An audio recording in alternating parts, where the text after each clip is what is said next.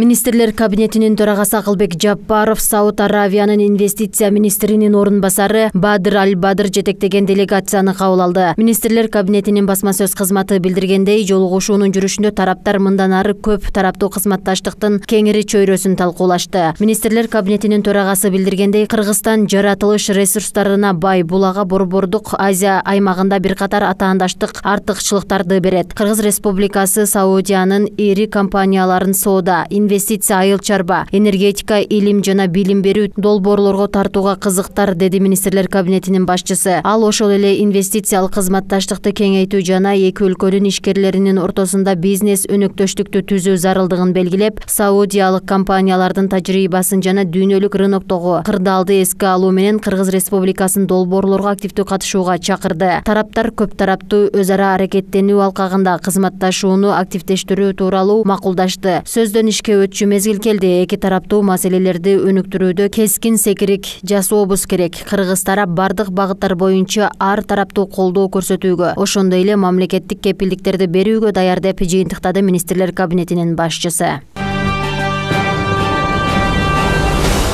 Баткенде улуттар аралык кылмыштуу топ түзүлүп, алып аткезчилик менен алектенгендер кармалды. Бул тууралуу Баткен облустук ички иштер башкармалыгынын басма сөз кызматынан билдирди. Маалыматка ылайык, Баткен облустук милициясынын баңгизаттарды мыйзамсыз жүгүртүүгө каршы күрөшүү кызматынын ыкчам кызматкерлери тарабынан жүргүзүлгөн иликтөө иш-чараларынын жүрүшүндө Баткен районунун тургуну 23 жаштагы жана Араван районунун Төөмойун айылынын 51 жаштагы тургуну кармалган. Алар улуттар аралык кылмыштуу топ түзүп, алып Тажикстан, Кыргызстан, Өзбекстан аймактары аркылуу аткезчилик жолу менен жалпы суммасы 6 миллион сомдук 15.040 даана медициналык дарыларды Кыргызстан менен Тажикстан мамлекеттик чек аралары эки тараптуу жабык экендигине карабастан, анда жекече пайда көрүү максатын көздөгөн Баткен районунун Чоң Таала айылынын Кызылкая шаарына жеткизип, андан ары Араван районунун Төөмойун айыл аймагынын Өзбекстандын аймагына өткөрүп жүргөн жеринен кармалган. Бул факты боюнча Кыргыз Республикасынын кылмыш жаза кодексинин контрабанда беренесинде көрсөтүлгөн кылмыш белгилери менен кылмыш иши козголуп, тиешелүү тергөө амалдары жүргүзүлүп жатат.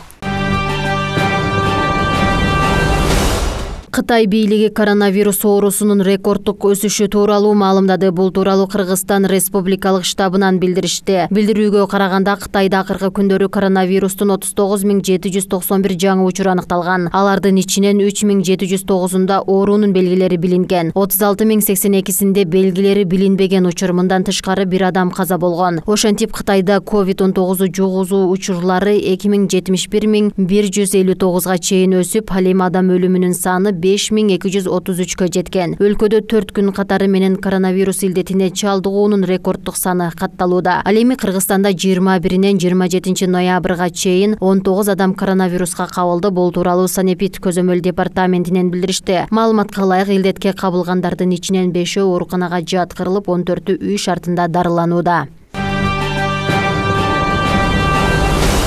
Эдельвейс тоодун куткаруу тобунун имараты салтанаттуу түрдө ачылды. Бул тууралуу Өзгөчө кырдаалдар министрлигинин басма сөз кызматы билдирет. Маалыматка ылайык, иш-чарага Өзгөчө кырдаалдар министринин орун басары Урматбек Шамырканов, республикалык жоокерлердин энелер кабинетинин жетекчиси Уулкан Байгубатова катышты. Учурда аталган тоо куткаруучулар тобу тиешелүү шаймандар, керектүү жабдыктар менен жабдылып, жардам берүүгө даяр. Өзгөчө кырдаалдар министри Бообек Ажибековдун демилгеси менен Эдельвейс тоодун куткаруу тобу түзүлгөн. Тоодун куткаруу кошууну 24 куткаруучудан турат. Кошуун тоодун куткарууга ылайыкталган унаа менен жабдылып, Кызылай коому аркылуу 10 куткаруучуга тоодо кийилүүчү жылуу кийимдердин комплекси алынган. Өзгөчө кырдаалдар министрлигинин алдындагы Эдельвейс куткаруучулардан турган спецназ куткаруу иштерине даяр турат. Анын айтымында, Кыргызстандын тоолоруна альпинисттер, туристтер келип кырсыкка кабылып калса, тоо куткаруучуларынын кошууну куткаруу иштерин аткарат.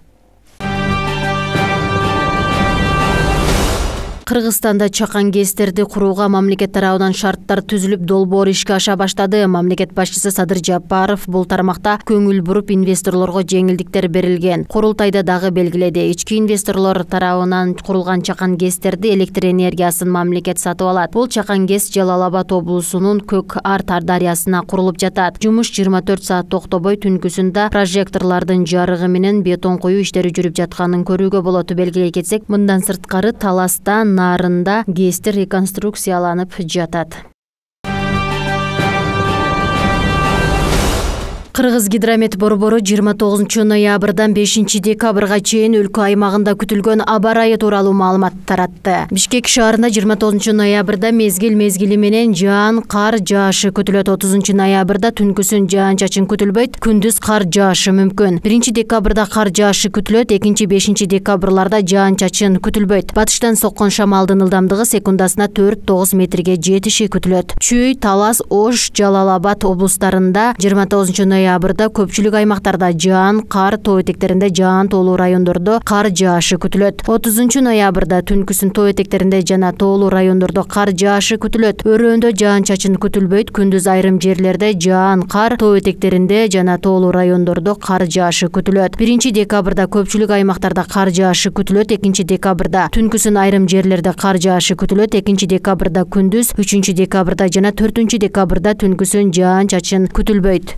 4 декабрда күндүзү жана 5 декабрда тоолуу райондордо кар жаашы күтүлөт, дыйканчылык аймактарда жаан-чачын күтүлбөйт. Ал эми Баткен облусунда 29 ноябрда көпчүлүк аймактарда жаан, кар, тоо этектеринде жана тоолуу райондордо кар жаашы күтүлөт. 30 ноябрда түнкүсүн тоолуу райондордо кар жаашы күтүлөт, дыйканчылык аймактарда жаан-чачын күтүлбөйт. Күндүз айрым жерлерде жаан, кар, тоо этектеринде жана тоолуу райондорунда кар жаашы күтүлөт. 1 декабрда жана 2 декабрда түнкүсүн көпчүлүк аймактарда жаан, кар, тоо этектеринде жана тоолуу райондордо кар жаашы күтүлөт. 2 декабрда күндүз жана 3 декабрда түнкүсүн тоо этектеринде жана тоолуу райондордо кар жаашы күтүлөт, өрөөндө жаан-чачын күтүлбөйт. 3 декабрда күндүз жаан-чачын күтүлбөйт, 4 декабрда түнкүсүн жаан-чачын күтүлбөйт, күндүз тоолуу райондордо кар жаашы күтүлөт. Дыйканчылык аймактарда жаан-чачын күтүлбөйт. 5 декабрда жаан-чачын күтүлбөйт, айрым жерлерде туман түшүшү күтүлөт. 29-30 ноябрларда жана 2-5 декабрларда